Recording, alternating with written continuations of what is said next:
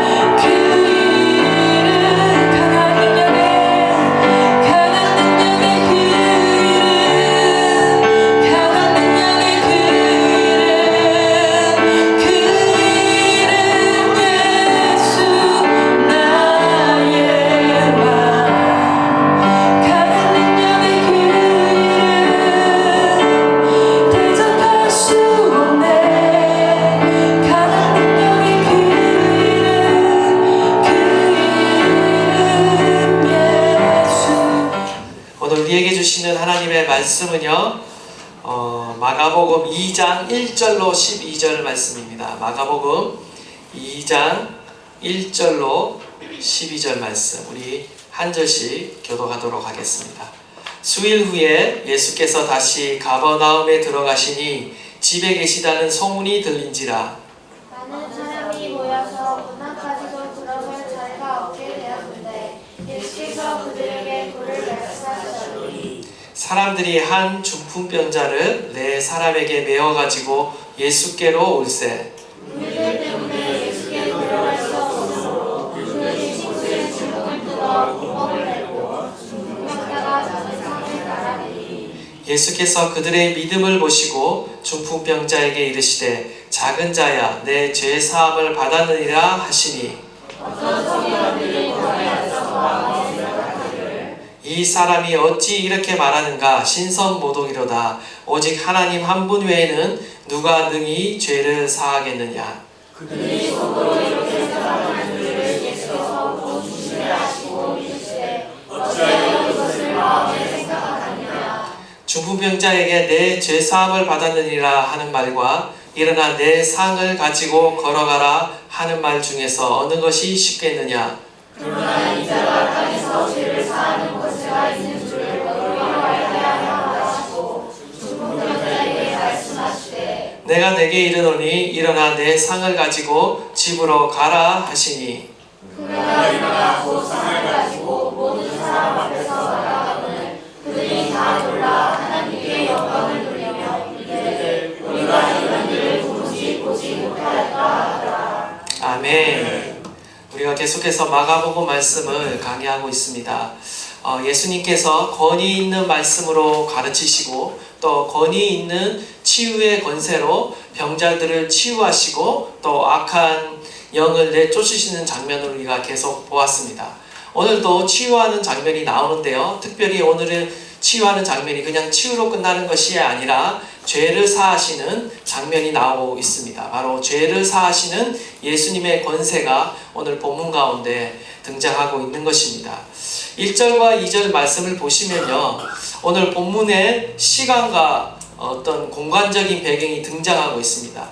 예수님께서 다시 가버나움의 한 집으로 들어가셨습니다. 우리는 이미 저번 말씀, 지난 시간에 마가복음 1장 38절, 39절 말씀을 통해서 자신들에게, 예수님 자신에게 몰려오고 있는 그 사람들을 뒤로 한 채 다른 가까운 마을들로 가자. 거기서도 전도하리니 내가 이를 이어 왔노라 라고 예수님이 말씀하시면서 자신에게 몰려드는 그 군중들을 물리치시고 뒤로 한 채 갈릴리를 돌아다니면서, 특별히 회당을 돌아다니면서 계속 전도하시고 치유하시는 그런 장면이 나왔습니다. 이렇게 가버나움을 떠나 갈릴리를 돌아다니면서 일종의 순회 전도를 하셨는데요. 이제 이 순회 전도가 마치고 나서 지금 예수님이 다시 가버나움으로 돌아오셨습니다. 그리고 한 집에 머물렀는데 아마 전에 머물렀던 시몬 베드로의 집이 아닐까 우리가 추정할 수 있습니다. 다시 시몬 베드로의 집으로 예수님이 돌아오셨습니다. 근데 이것이 이내 예수님의 이러한 소문이 다시 나기 시작한 거예요.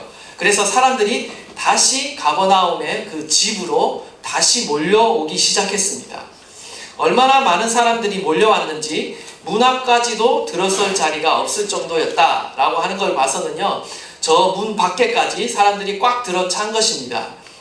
예수님께서는요, 모여든 사람들을 위해서 또 하나님의 말씀을 증거하십니다. 사람들이요, 예수님의 말씀을 듣기 위해, 그리고 치유를 받기 위해 얼마나 간절한 마음으로, 절박한 마음으로 이렇게 몰려들은지 모릅니다. 우리는요, 적어도요, 이러한 군중들, 물론 우리가 제자가 되어야 되겠지만 이 군중들이 가지고 있는 이 열심과 열정은요, 우리가 본받을 필요가 있습니다. 특별히 우리는요, 하나님을 찾고 하나님의 말씀을 갈급한 심령으로 찾는 그 열정이 저와 여러분 가운데 있어야 되는 줄 믿습니다. 우리는 얼마나 하나님의 말씀을 사모하고 있는지, 정말 하나님의 말씀에 대한 갈급함이 있는지 우리 자신을 한번 돌아보기를 원합니다. 정말 진리에 대한 갈급함, 하나님의 말씀에 대한 갈급함, 정말 생명의 말씀에 대한 갈급함이 저와 여러분 가운데 있어야 될 줄 믿습니다. 특별히 예수님은요, 말씀으로 가르치시며 말씀으로 인도하시는 분이십니다. 치유에 앞서 항상 말씀을 더 앞서 세우시는 분이세요. 그만큼 하나님의 말씀이 중요하다는 것이죠. 하나님의 말씀이요, 우리의 영혼을 살아나게 하고요, 하나님의 말씀이요, 우리의 인생을 인도하는 줄 믿습니다. 하나님의 말씀이 없으면요, 우리는 방황하게 되어 있습니다. 우리는요, 하나님의 말씀으로 살아가는 자입니다. 사람이 떡으로만 살 것이 아니요, 하나님의 입으로 나오는 모든 말씀으로 살 것입니다. 여러분 믿으십니까? 우리는 하나님의 말씀으로 살아가는 줄 믿습니다. 양은 목자의 음성을 듣는다고 우리가 말씀을 배웠습니다. 우리는 오늘도 우리에게 말씀하시는 그 목자의 음성을 들어야 한다는 거예요. 귀 있는 자는 성령이 교회들에게 하시는 말씀을 들을지어다. 들을 수 있는 귀가 저와 여러분 가운데 열릴 수 있기를 간절히 바랍니다. 똑같은 말씀을 들어도요, 말씀을 깨닫는 자가 있는가 하면요, 그 말씀을 깨닫지 못하는 자가 있습니다. 원하기는 저와 여러분이 하나님의 말씀을 들을 때 깨달을 수 있는 마음이 있기를 간절히 바랍니다. 오늘 계속해서 말씀을 보시면요, 이 3절 4절 말씀입니다. 사람들이 이 한 중풍병자를 4사람에게 메워가지고 예수님께 데려왔습니다. 그런데 현장에 와보니까 어떻습니까? 예수님을 둘러싼 군중들이 너무나 많은 겁니다. 도저히 예수님께 가까이 나갈 수 없었어요. 그러자 이들이 어떻게 하느냐? 포기하는 것이 아니라 오히려 중풍병자를 침상체에 메워가지고 지붕 위로 올라갑니다. 그리고 그 지붕을 뜯어 구멍을 내는 거죠. 그리고 그 중풍병자를 침상체에 달아서 예수님 앞에 내리는 그 모습을 보게 됩니다. 우리가 오늘날 현대의 집을 생각한다면 결코 있을 수 없는 일입니다. 오늘날의 집들은 거의 다가 이 콘크리트로 되어 있고 철근 구조로 되어 있어서 사람들이 감히 뚫을 수 없습니다. 그러나 우리가 팔레스타인의 어떤 문화와 가옥의 구조를 조금만 이해한다면 이런 일이 예수님 시대 당시에는 일어날 수 있었다라는 거죠. 그 당시의 서민들의 집은요, 이렇게 지금처럼 이렇게 굉장히 단단하게 지어진 집이 아니었습니다. 그냥 어떤 들보에다가 어떤 나무를 놓고 그 위에 어떤 집을 놓고 그 다음에 진흙으로 덮는 구조였어요. 그리고 지붕이 평평한 구조로 되어 있었습니다. 그래서 지붕 위에서 뭐 잠을 자기도 하고 어떤 일을 보기도 하고 그런 구조였다라는 거죠. 그렇기 때문에 마음만 먹으면요, 이 진흙으로 된 그 집을요 뜯어낼 수 있었습니다. 지금 이 사람들이요, 이 지붕을 뜯어내는 그 놀라운 시도를 하고 있는 것입니다. 아마 지붕이 갑자기 벗겨졌을 때 어떤 일이 일어나겠습니까? 이 안에서 말씀을 듣고 말씀을 가르치는 그 가운데 굉장히 당황스러운 일이 벌어졌을 것입니다. 그 지붕을 뜯는 순간 흙먼지가 막 요 위로 막 떨어지고 있겠죠. 그리고 그 갑자기 구멍이 나고 그 구멍으로 지금 환자가 한 명이 내려온다고 한번 상상해 보십시오. 이거는 엄청난 일입니다. 특별히 이 일을 행하고 있는 이들의 이 모습은요, 정말 대단한 믿음이라는 것을 알 수가 있습니다. 왜냐하면요, 지금 허락도 없이 지금 갑자기 침입해서 지금 설교를 하고 계시는데 무례하게 지금 이 일을 도전하였다라는 거예요. 그들의 마음 안에 얼마나 갈급한 심령이 있는지를 우리가 보게 되는 대목이죠. 정말 무례함에도 불구하고 정말 무모한 용기, 무모한 도전을 지금 이들이 하고 있다라는 것입니다. 5절 말씀을 보시면요, 예수께서 그들의 믿음을 보시고 중풍병자에게 이르시되 작은 자야 내 제사함을 받았느니라 라고 이렇게 말씀을 하십니다. 이 광경을 지켜보던 예수님이 그들의 이러한 행동을 나무라는 것이 아니라 꾸짖는 것이 아니라 오히려 뭐라고 말하고 있습니까? 오히려 믿음으로 보신다라는 거예요. 5절에 예수께서 그들의 믿음을 보시고 라고 말씀하고 있습니다. 이러한 행동을, 이 과격한 행동을, 어떻게 보면 이 상식에 벗어난 이 무례한 행동을요, 예수님은 믿음으로 보고 계신다라는 겁니다. 그들의 믿음은 어떤 믿음입니까? 그들은 예수님께 이 환자를 데려오면 반드시 치유하시리라 라는 치유에 대한 확신이 있었을 거고요. 또한 예수님에 대한 그 능력에 대한 절대적인 확신과 믿음이 있었을 것입니다. 저는 오늘 이 본문의 말씀을 통해서 우리가 하나님의 구원의 역사를 경험하고 살아계신 하나님을 경험하기 위해서 반드시 필요한 믿음은 무엇인가 라는 것을 오늘 본문을 통해 살펴볼 건데요. 특별히 오늘 본문 가운데 중풍병자가 경험한 이 하나님의 놀라운 능력, 치유의 권세는요, 믿음을 통해서만 경험할 수 있는 능력이었습니다. 하나님의 모든 능력은 믿음을 통해서 경험하는 것입니다. 어떤 믿음인가? 저는 적어도 오늘 본문 가운데 두 가지 믿음이 계시되어 있다라고 봅니다. 그 첫 번째가 뭐냐면요, 바로 예수님의 자비와 긍휼을 의지하는 믿음이다 라는 겁니다. 이런 황당하고도 무리한 일을 행하면서 무리하게 예수님께 나올 수 있었던 이유는 사실 단 한 가지입니다. 그것은 바로 이들이 예수님의 자비와 긍휼을 믿었기 때문입니다. 예수님의 그 자비와 긍휼을 의지해서 나온 거라는 거죠. 분명 중풍병자를 데려온 네 사람은요, 예수님이 중풍병을 고칠 수 있다라는 어떤 절대적인 확신이 있었어요. 믿음이 있었어요. 그러나 이것뿐만 아니라 더 나아가 이 과감한 시도를 할 수 있었던 이유는 바로 예수님이 이 병자를 불쌍히 여겨주시고 그냥 외면하지 않으시고 그냥 돌려보내지 않으실 거라는 믿음이 있었기에 이 무례한 행동을 한 겁니다. 무례하지만 하나님께서 이 환자의 상태를 보시고 불쌍히 여겨주실 것이다 라는 그 믿음이 있었다는 거죠.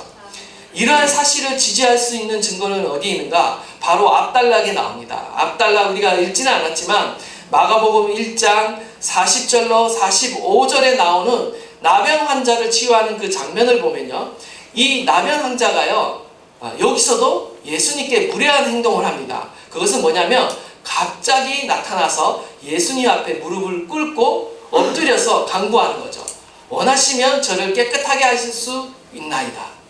그런데 이때도요, 사실 이 상황이 굉장히 무례한 상황입니다.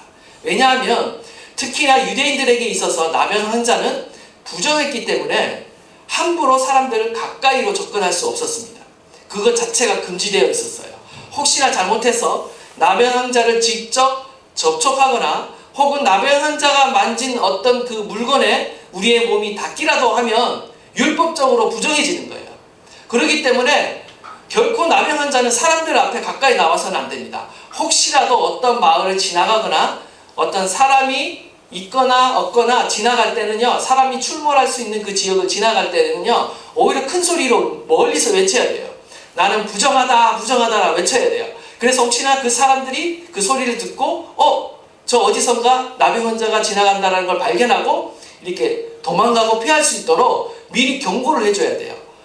그토록 이 나병 환자가 부정하게 여겨졌다라는 거예요. 근데 그 나병 환자가 갑자기 지금 예수님 앞에 나타나서 가까이 접근해서 고쳐달라는 이 시도는요, 굉장히 무례한 시도일 수 있었다라는 겁니다. 그럼에도 불구하고 이 무례한 상황에도 예수님은 뭐라고 말씀하시는가? 41절 말씀을 보시겠습니다. 우리 다 함께 한번 41절 말씀 읽도록 하겠습니다. 시작! 예수께서 불쌍히 여기사 손을 내밀어 그에게 대시며 이르시되 내가 원하는 이 깨끗함을 받아라 하시니. 아멘. 여기서 중요한 표현이 나오죠. 예수님이 어떤 마음을 품고 계시느냐? 불쌍히 여기셨다라는 겁니다. 나병 환자를 더러운 죄인 취급한 것이 아니라 오히려 불쌍히 여기셨다라는 겁니다. 불쌍히 여기셨다.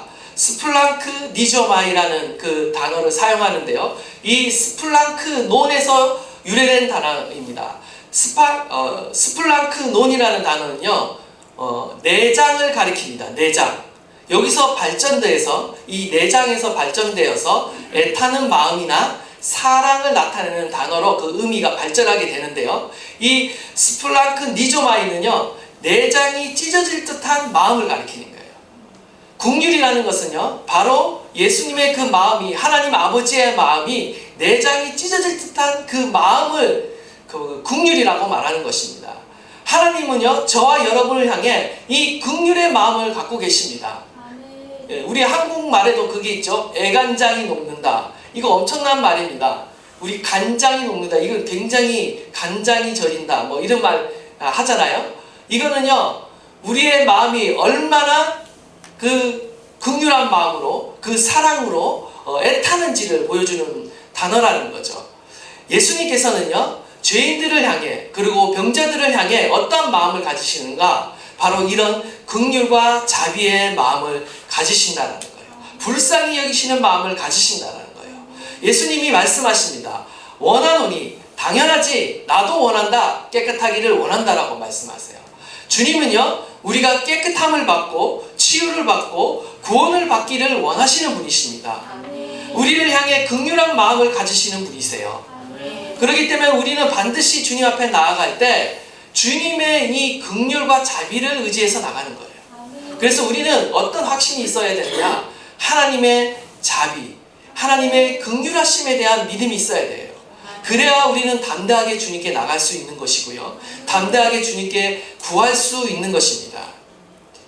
우리가 담대하게 하나님의 보좌 앞으로 나가는 이유는 단 한 가지입니다. 우리가 어떤 주님 앞에 선한 것을 많이 했기 때문에 어떤 공로가 많기 때문에 담대히 나갈 수 있는 것이 아니라 오직 우리는 하나님의 성품을 의지해서 나가는 겁니다. 우리를 향한 그 하나님의 자비와 긍휼이 풍성하신 하나님이라는 이 사실 하나를 의지해서 이 사실을 믿기 때문에 우리는 주님 앞에 나간다라는 겁니다. 오늘도 저와 여러분이 어떻게 주님 앞에 나가겠습니까? 여러분이 주님 앞에 얼마나 많은 공로를 세우셨습니까? 얼마나 자랑할 만한 것이 있습니까? 어쩌면 우리는 주님 앞에 나갈 때마다 우리는 스스로 작아집니다. 주님 앞에 드린 것보다 오히려 주님 앞에 범죄한 것이 더 많고요. 연약한 것이 더 많고요. 우리는 믿음보다 때로는 더욱 연약해서 넘어질 때가 많았습니다. 그럼에도 불구하고 우리가 주님 앞에 가까이 나아가야 되는 이유는요. 바로 주님의 그 긍휼하심을 덧입기 위해서 우리는 하나님 앞에 나가야 된다는 것입니다. 오늘도 우리는 주님의 그 긍휼하심을 바라며 이 자리에 나왔습니다. 우리가 하나님의 그 자비와 확신을 어떤 사랑을 확신한다면 우리는 때를 따라 돕는 그 하나님의 은혜를 얻기 위해 그 긍휼을 얻기 위해 오늘도 우리는 주님 앞에 담대히 나가야 될 줄 믿습니다. 두 번째로 우리가 하나님의 그 구원의 역사를 경험하기 위해서는요 어떤 믿음이 필요한가? 바로 장벽을 극복하는 간절한 믿음이 필요합니다. 4절 말씀을 보시면요 그들이 앞에 놓인 예수님 앞에 가까이 나가지 못하는 장벽들 바로 군중들 무리들을 뚫고 뛰어넘어서 주님 앞에 간절히 나가는 그 믿음이 있었습니다. 어떻게 뛰어넘습니까? 바로 지붕 위에 올라가서 지붕을 뜯는 그런 행위를 한다라는 것이죠. 예수님은 이 장벽을 뛰어넘는 행위가 곧 믿음이었다라고 말하고 있는 것입니다. 성경에 보면요 항상 하나님의 기적을 체험하는 사람들이 특징이 있습니다. 그것은 뭐냐? 바로 예수님 앞에 나아가는데 항상 쉽게 나아간 것이 아닙니다.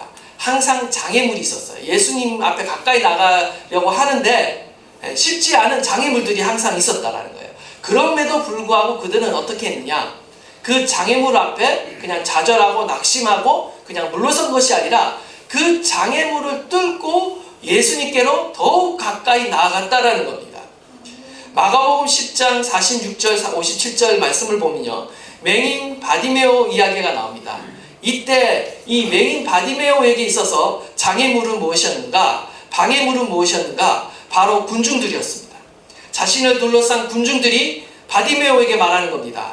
잠잠하라, 조용하라, 막 꾸짖는 거예요. 맹인 바디메오는 어떻게 합니까? 결코 잠잠하지 않습니다. 더욱 큰 소리로 외칩니다. 다윗의 자손이여 나를 불쌍히 여기소서. 여기도 어떻게 하고 있어요? 예수님의 그 자비하심과 긍휼을 의지해서 나가고 있고요. 또 방해하는 그 방해거리를요 뚫고 극복하며 주님 앞에 나가고 있습니다. 이 믿음은 어떨 때 나오느냐? 간절할 때 나오는 거예요. 간절한 믿음만이 우리의 모든 장애물을 뚫을 수 있다는 거예요.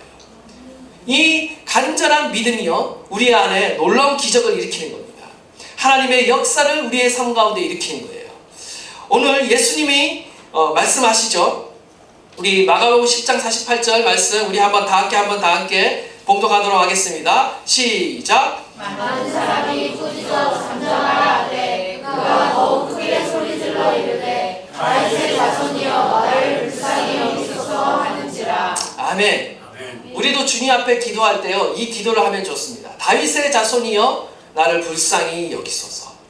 심지어요, 기도를 많이 하는 옛날 고대의 어떤 수도사들, 영성가 중에서는요, 이 기도를 계속하는 겁니다. 다윗의 자손이여 나를 불쌍히 여기소서. 다윗의 자손이여 나를 불쌍히 여기소서. 이것을 하루 종일 묵상하면서 반복해서 기도했다라고 합니다. 왜냐하면 이 기도가 가장 탁월한 기도라는 것을 그들이 알고 있는 거예요.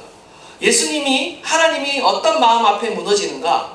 우리가 주님 앞에 겸손히 무릎 꿇고 하나님 나를 불쌍히 여겨주십시오 라는 이 기도 앞에 주님의 마음은, 아버지의 마음은 무너지는 겁니다.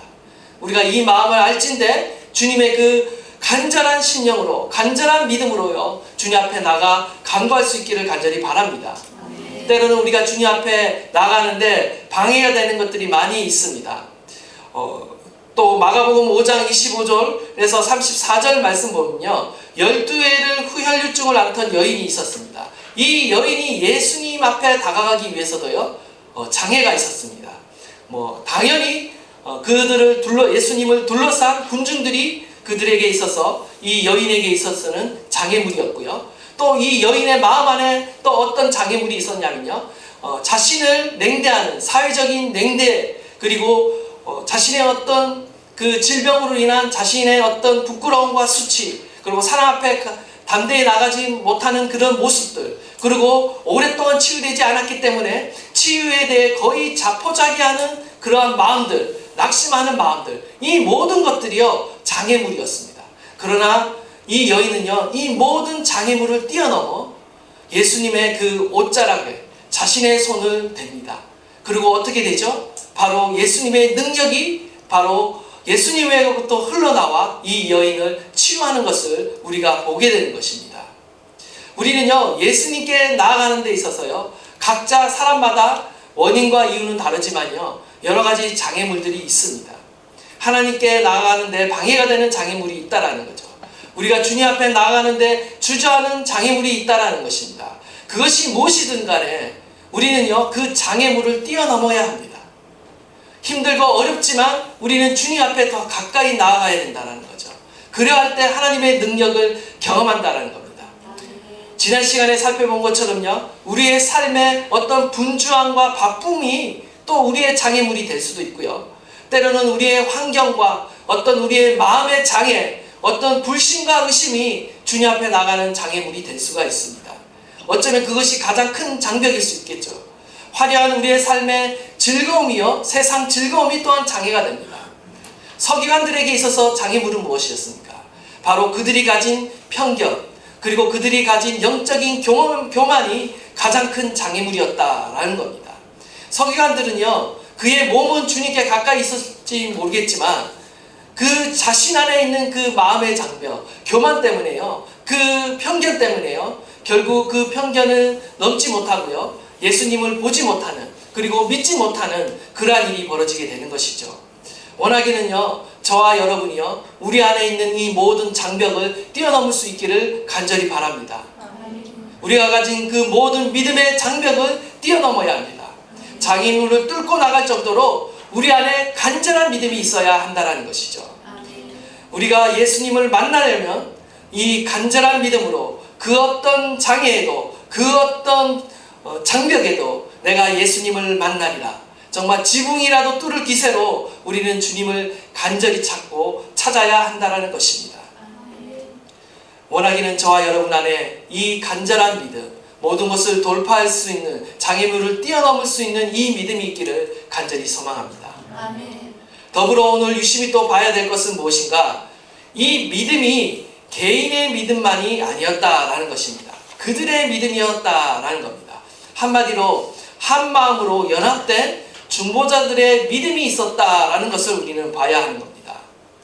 병을 가진 당사자만의 믿음이 아니었습니다. 침상을 메고 함께 간 동료들의 믿음이 오늘 이 역사 가운데 작용하고 있는 것을 우리는 봐야 됩니다.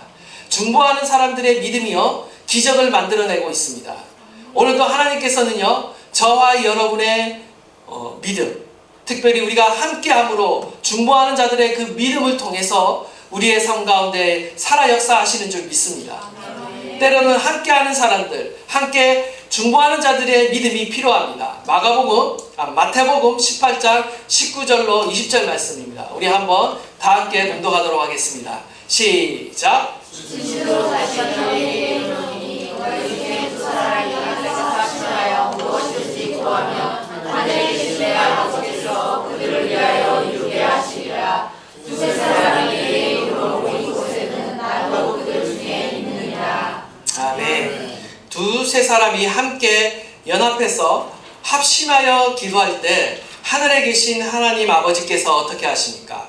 들으신다라고 말씀하고 있고요. 그들을 위하여 이루게 하시겠다라고 약속해 주고 계십니다. 두세 사람이 함께 모여 합심하여 기도하는 그곳에 예수님이 또한 임재하시겠다고 약속해 주고 계십니다.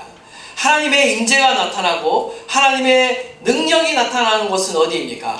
바로 예수님의 이름으로 함께 모여 기도하는 곳에 나타나는 것입니다. 합심하여 기도하는 곳에 주님께서 임재하시고요. 하나님의 능력이 나타나는 것입니다. 혼자 가면요, 가기 힘든 길도요, 함께 가면 먼 길도 갈 수가 있습니다. 혼자 가기 힘든 믿음의 길도요, 함께 믿음의 길을 걸어가면요, 그 길을 완주할 수 있는 것입니다.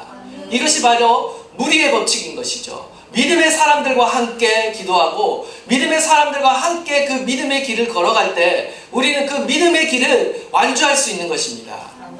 우리의 혼자의 힘으로 우리가 이 믿음을, 자신의 믿음을 세울 수 있다라고 생각하지 마십시오. 여러분과 함께하는 지체들, 그리스도의 몸된 지체들이 우리 가운데 필요합니다. 연약해 보이지만요, 두세 사람이 함께 모여 기도할 때 그 기도는 결코 연약하지 않습니다. 하나님의 놀라운 능력이 우리 가운데 임한다라는 것이죠.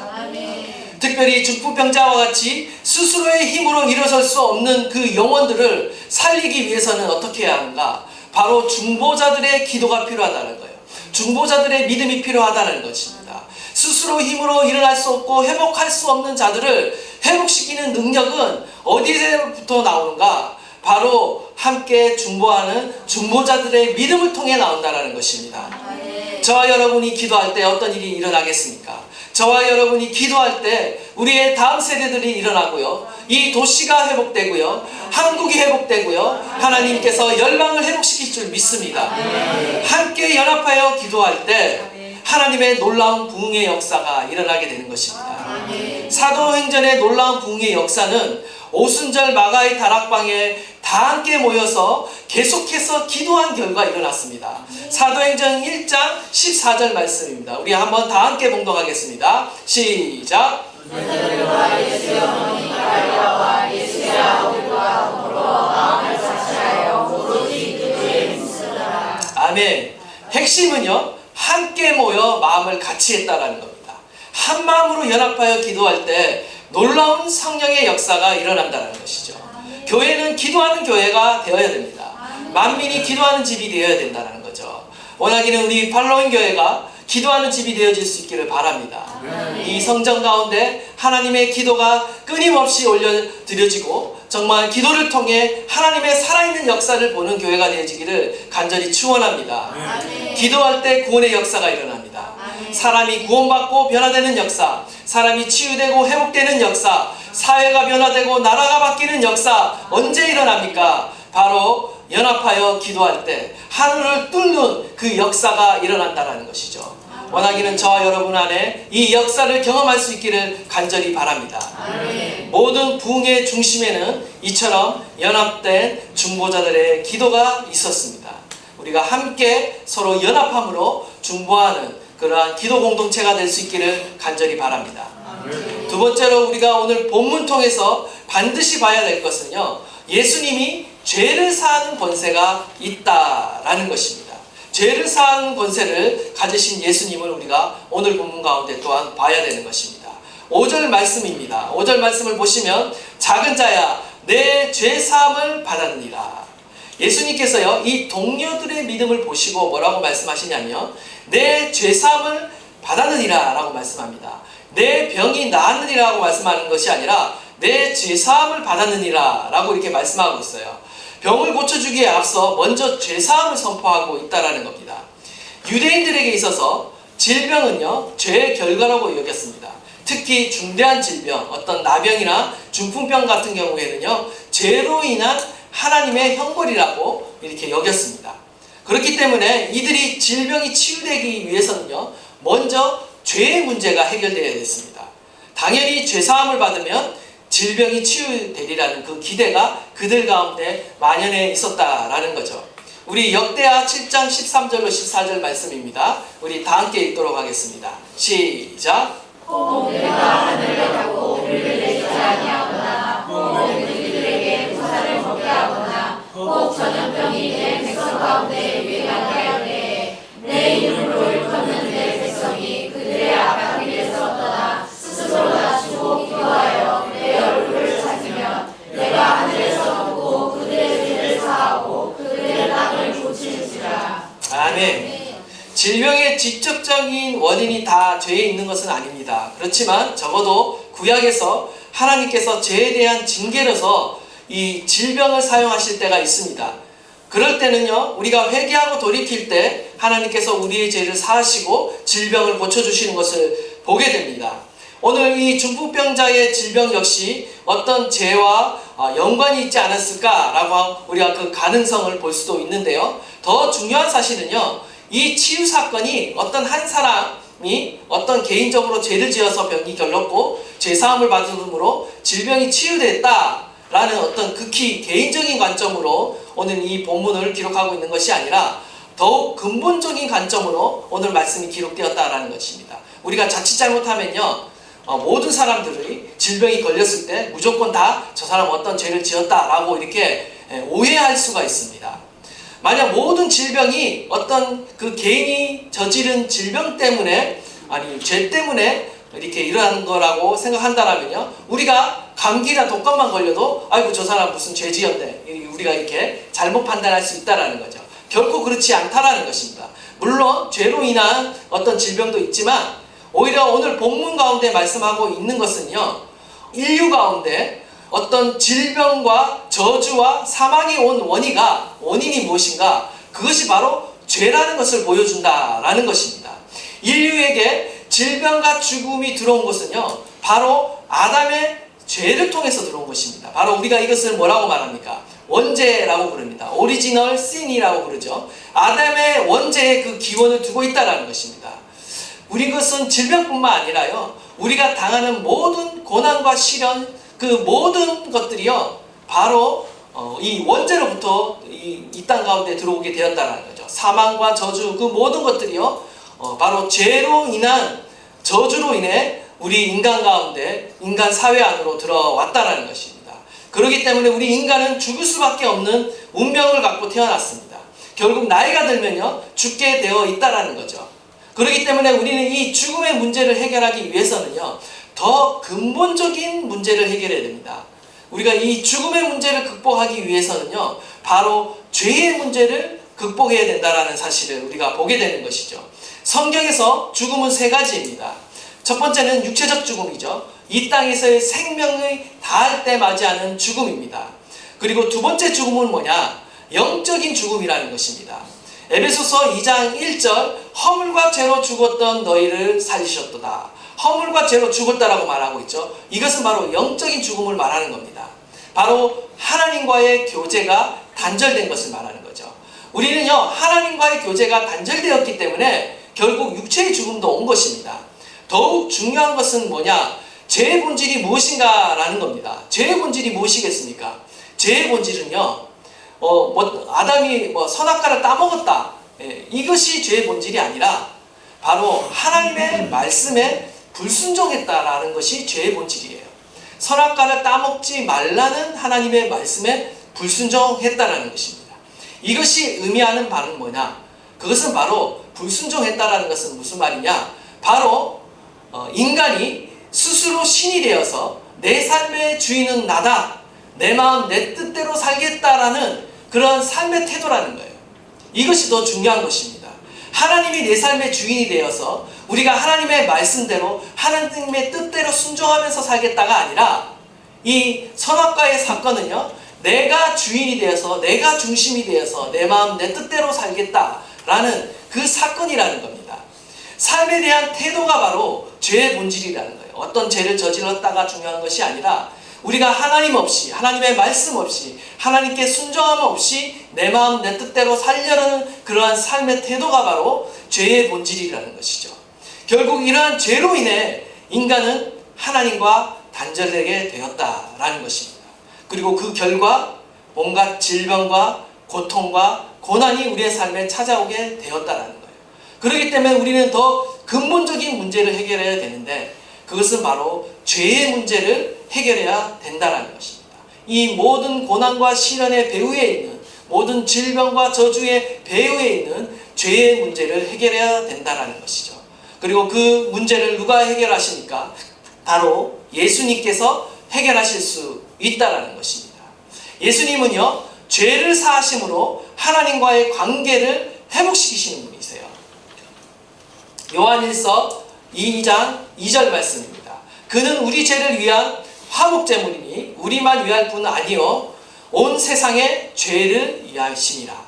주님은요, 화목제물이 돼서 이 땅 가운데 오셨습니다. 우리의 죄를 사하시기 위한 화목제물이 되셨어요. 우리의 죄를 사하시고 하나님과 화목하게 하셨다라는 겁니다. 하나님과의 관계를 회복시키셨다라는 거죠.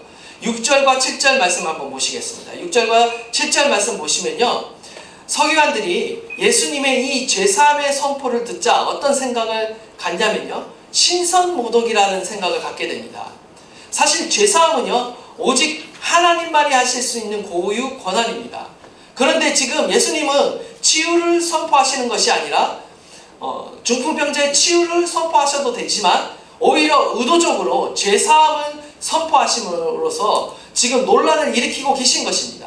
질병의 치유보다 더 중요한 인간들의 문제, 바로 죄의 문제를 해결하시기 위해 자신이 이 땅 가운데 오셨다는 것을 의도적으로 드러내시고 계신 것이죠. 자신의 죄를 해결할 수 있는 권세, 죄사함의 권세가 있다는 것을 알리시기 위해서 의도적으로 죄사함을 선포하고 있는 것입니다. 시편 130편 4절을 보시면 그러나 사유하심이 주께 있음은 주를 경외하게 하심이니라. 하나님만이 죄를 사하실 수 있죠.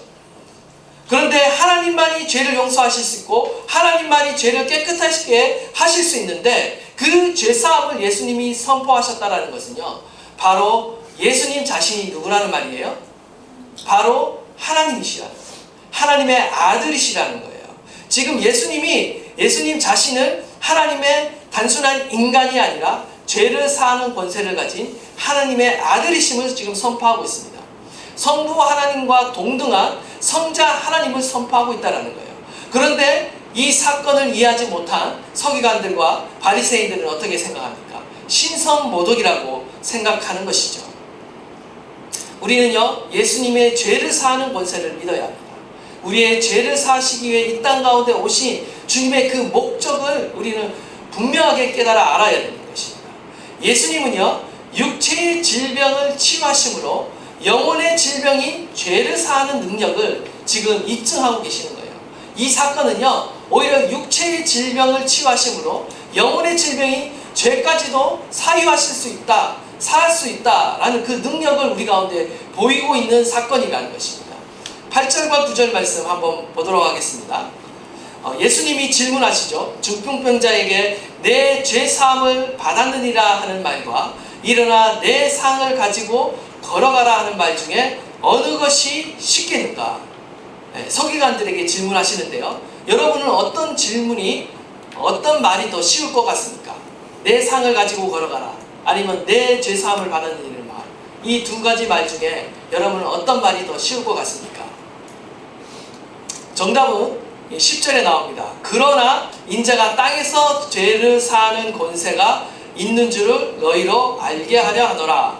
그러나 라는 역접접소사가 나오고 있죠. 이 말은 무슨 말이냐? 어떤 말이 더 쉽겠느냐 물으시고 그러나 라고 말씀하신 것을 봐서는요, 예수님은 더 어려운 명령을 선택하셨다는 거예요.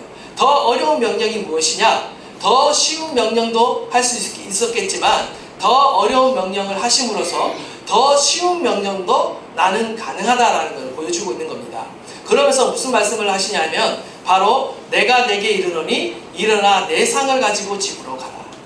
바로 치유의 명령이 사람들에게는 더 어렵다라는 거예요.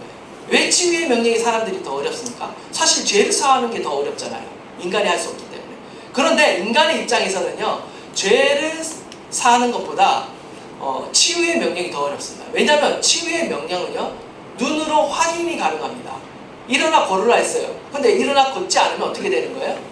네, 치유가 되지 않은 거잖아요. 그래서 창피를 당할 수 있는 거죠. 그래서 사실은 치유의 명령이 더 어려운 것입니다. 사람들에게 있어서. 그러나 예수님은 더 어려운 명령을 통해서 그 몸이 일어나 치유되는 그 역사를 통해서 그것보다 더 쉬운 죄를 사하는 권세가 있다는 것을 사람들에게 보여주고 있는 것입니다. 그러나 역설적이게도 우리가 아시다시피 죄를 사하는 권세는 하나님만이 하실 수 있기 때문에 그게 더 어려운 거죠. 그러나 사람들은 어떻습니까? 행하기에는 죄를 사하는 그 능력보다, 그 말을 선포하는 것보다, 그거는 선포해도 아무도 그것을 증명할 필요가 없기 때문에 말로 선포하는 것에 있어서는요, 오히려 질병의 치유를 선포하는 것이 더 어렵다라는 것을 말하고 있는 것입니다. 어쨌든 예수님께서는요, 이 질병을 치유하심으로 우리 가운데 죄를 사하는 능력을 보여주고 계신다라는 것입니다. 하나님께서는요, 저와 여러분의 모든 죄를 사하시기를 원하고요, 또한 모든 질병을 사하시기를 원합니다. 하나님께서는 우리의 삶 가운데 놀라운 구원의 역사를 행하시기를 원하십니다. 오늘도 주님을 향한 믿음, 어떤 믿음이 필요한가? 정말 주님 앞에 간절한 믿음으로, 그 장벽을 뛰어넘는 간절한 믿음으로, 그리고 하나님의 그 긍휼하심을 바라보는 그 믿음으로 우리가 주님 앞에 나아갈 때요, 주님께서는 우리의 모든 죄를 사하시며 모든 질병을 고치시며 또 우리의 삶의 모든 그 문제와 고난 가운데 하나님의 놀라운 역사를 우리 가운데 행하실 줄 믿습니다. 이 믿음을 가지고 살아가는 2024년 새해는요, 이 믿음을 가지고 주님 앞에 나아갈 때, 우리가 합심하여 기도할 때 하나님의 놀라운 역사를 우리의 삶에 보게 될 줄 믿습니다.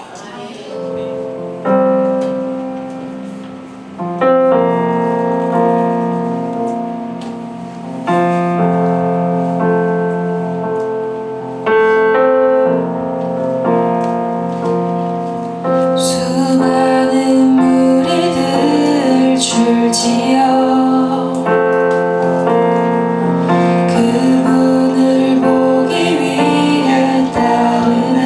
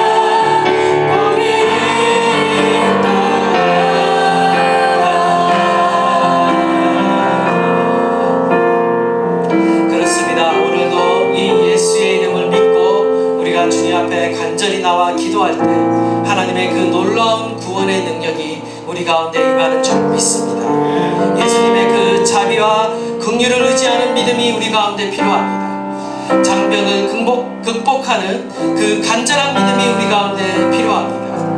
뿐만 아니라 우리가 한 마음으로 연합되어서 중보하는 그 믿음이 우리 가운데 필요합니다. 하나님, 이 믿음을 우리 가운데 주시옵소서.